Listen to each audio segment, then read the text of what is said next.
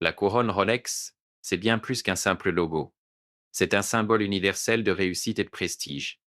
Mais derrière cette légende se cache une histoire étonnante, celle d'un jeune orphelin nommé Hans Wilsdorf. Parti de rien, il a su bâtir un véritable empire horloger. Aujourd'hui, on va découvrir ensemble comment ce destin hors du commun a donné naissance à l'une des marques les plus célèbres au monde. Hans Wilsdorf a grandi en Bavière, entouré de bonheur et de simplicité. Mais tout a basculé lorsqu'il a perdu ses parents de façon soudaine, un événement qui l'a profondément marqué. Cette épreuve a forgé chez lui un besoin presque obsessionnel d'ordre et de précision. C'est sans doute ce mélange d'insouciance perdue et de rigueur acquise qui influencera toute sa vie et ses choix futurs. L'adolescence de Wilsdorf n'a rien d'un long fleuve tranquille.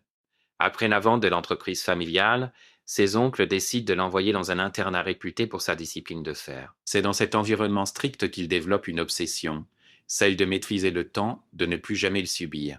Cette quête de contrôle deviendra le fil conducteur de toute sa vie. Comme quoi, parfois, les moments difficiles forgent les plus grandes ambitions. En arrivant en Suisse, il avait un objectif simple, apprendre le français. Mais très vite, il a été captivé par un univers totalement inattendu, celui de l'horlogerie. C'est en travaillant chez un exportateur de montres de poche qu'il a découvert toute la précision et la passion qui animent ce secteur. Cette immersion lui a ouvert les yeux sur un savoir-faire unique, mêlant tradition et innovation, une expérience qui allait marquer la suite de son parcours. Wilsdorf n'était pas seulement fasciné par les montres, mais par tout l'univers de la mécanique horlogère. Pour lui, chaque mouvement représentait une quête de perfection et un sens profond de l'ordre. Il voyait dans ces mécanismes bien plus qu'un simple outil pour lire l'heure. C'était une véritable passion, presque une obsession, qui allait façonner toute sa vision du métier. À seulement 24 ans, il décide de poser ses valises à Londres, la capitale du commerce international. Là-bas, il commence à rêver d'un futur où la montre-bracelet ne serait plus un simple accessoire, mais un véritable outil indispensable. Il imagine déjà les aventuriers et les professionnels du monde entier s'appuyer sur cet objet pour relever tous leurs défis. C'est dans cette ville dynamique que son ambition prend une nouvelle dimension. En 1905, la société Wilsdorf Davis voit le jour avec une ambition claire, proposer des montres de qualité supérieure. Pour cela, ils importent des mouvements suisses réputés pour leur précision. Mais il leur manque encore un élément essentiel, un nom qui marquera les esprits. La quête du nom parfait commence alors, posant les bases d'une marque qui deviendra bientôt légendaire. En 1908, le nom Rolex voit le jour, né d'une inspiration soudaine de son créateur. Il cherchait un nom court, facile à prononcer dans toutes les langues, et qui évoque à la fois le luxe et la précision technique. Ce choix n'est pas le fruit du hasard, mais le résultat d'une véritable quête pour trouver un mot qui claque et reste en tête. Aujourd'hui, Rolex est devenu synonyme d'élégance et de savoir-faire, tout ça grâce à une simple idée lumineuse. À l'époque, convaincre le public que la montre bracelet pouvait être à la fois fiable et robuste, ce n'était pas gagné d'avance.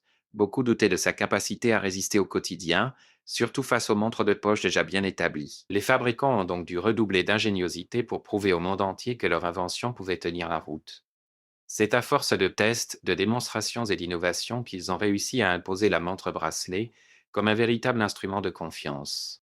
En 1927, Mercedes Gleitze réalise un exploit incroyable. Elle traverse la Manche à la nage, équipée d'une Rolex Oyster à son poignet.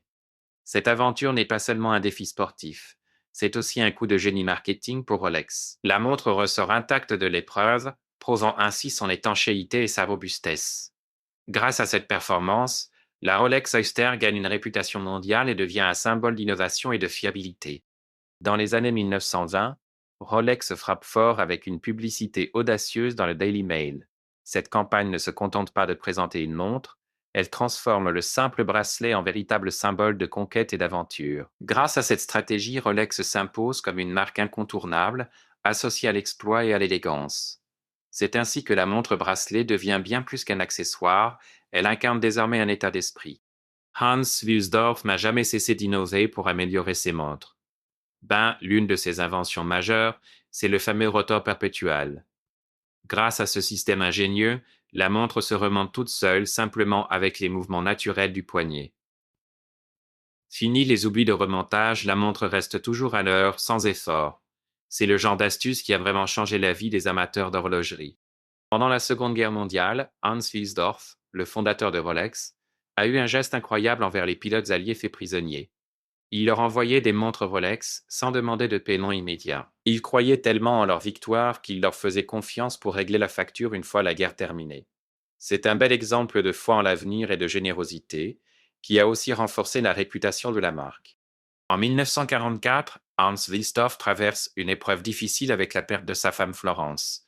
Ce drame personnel vient s'ajouter à une vie déjà marquée par de nombreux défis. Sans héritier direct, il se retrouve face à une question essentielle. Comment assurer la continuité de son œuvre? Cette situation le pousse à réfléchir à l'avenir de la marque qu'il a bâtie avec passion. C'est un tournant décisif dans l'histoire de Rolex.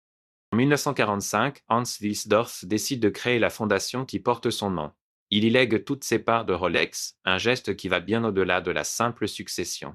Grâce à cette décision, il garantit que la marque restera indépendante et fidèle à ses valeurs. C'est ce choix qui permet aujourd'hui à Rolex de traverser les décennies sans perdre son identité. Depuis le décès de Hans Wilsdorf, la marque Rolex n'appartient plus à une famille ou à des actionnaires classiques. Elle est désormais la propriété d'une fondation caritative. Les bénéfices générés par la vente de ces montres prestigieuses sont donc réinvestis dans des projets sociaux, environnementaux, artistiques et scientifiques. C'est un aspect méconnu qui donne une dimension encore plus intéressante à la légende de Rolex. Hans Wilsdorf a prouvé qu'on peut partir de rien et laisser une empreinte indélébile sur le monde. Orphelin au départ, il a su transformer sa soif de maîtrise du temps en une véritable révolution horlogère. Aujourd'hui, son héritage ne se limite pas à des montres prestigieuses, mais à un esprit d'innovation et de générosité qui continue d'inspirer. Finalement, son parcours nous rappelle que chaque minute compte, surtout quand on décide d'en faire un cadeau pour tous.